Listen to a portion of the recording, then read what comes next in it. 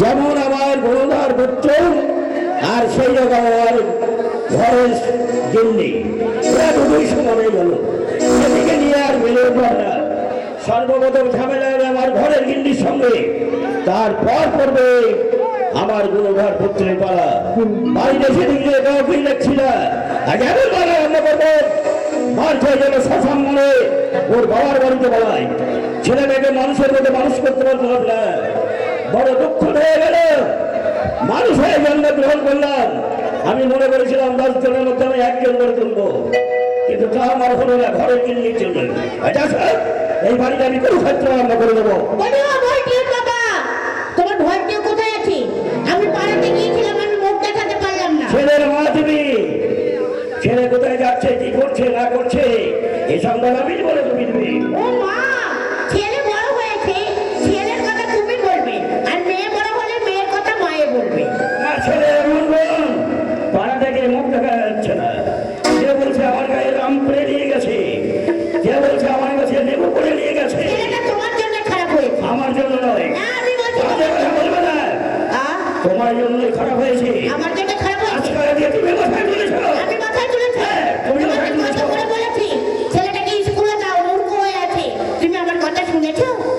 আমি কতবার আমি বলেছি যে 10 জনের মধ্যে আমি একজন করে তুলবো, শুধু তোমার জন্যই হলো না। যাই হোক, তোমার সেই গুণধর পুত্র এখন কোথায়? আমি জানি না কোথায়, তবে আমি পুটিতে বাড়িতে গিয়েছিলাম ওকে খুঁজতে। তারপর পুটি কি বললো জানো? কি বলেছে বলে?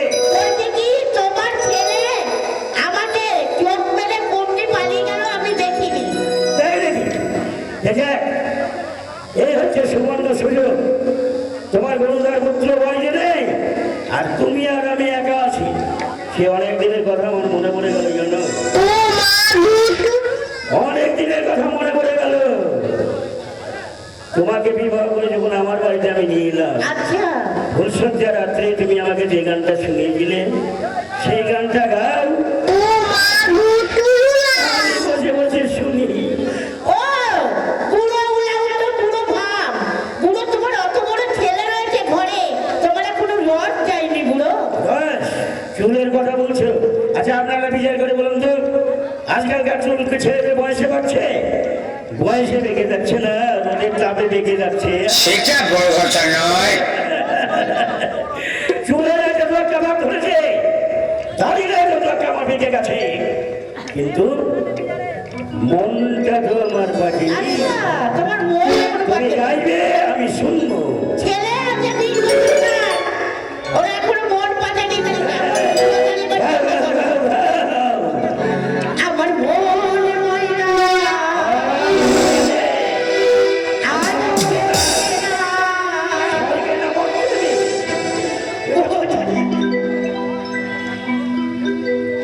আমার মনে ময়না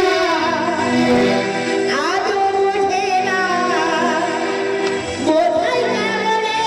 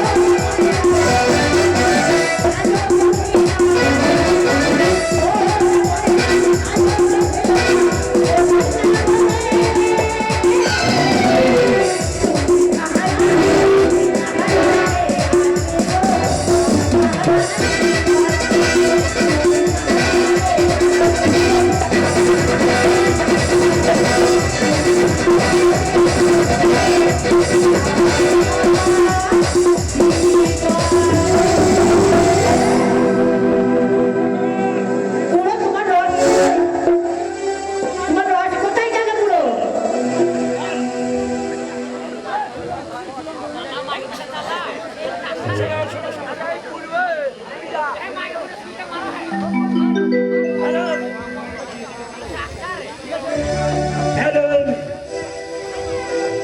আচ্ছা গান আমি শুনলাম, হ্যাঁ শুনেছো, এবার তোমার ছেলেটাকে খোঁজো। ভুলে যায়নি। হ্যাঁ? তোমার পুত্র কি এখন কোথায়? আরে তুমি খুঁজে নিয়েছো, কোথায় গেছে আমি জানি না তো। আর জানলেও তুমি বলবে না, তাই না? আমি বলবো না। আমি আমার দিকে যাচ্ছি, হতবাকার যদি দেখা পাই এমন মার আরম্ভ করবো, মারতে মারতে বাড়িতে নিয়ে আসবো। সেই সময় যদি বাধা দাও তাহলে তোমার কিছু আছে এ আমি কেনা। কোথায় বলে তোমরা বেটা ছেলে, কিন্তু মারতেই জানো, আর কিছু জানো না। অত বড় ছেলে, কতদিন ধরে বলেছি স্কুলে নিয়ে যাও, আমার কোনো কথা শুনতে চায় না। ও যে কোথায় আছে ও কিন্তু জানে না আমি ছাড়া। ও মারবে কি করে? ওকে আমি ঠিক খুঁজে বাড়িতে নিয়ে আসবো, দেখিও কেমন করে মারছে।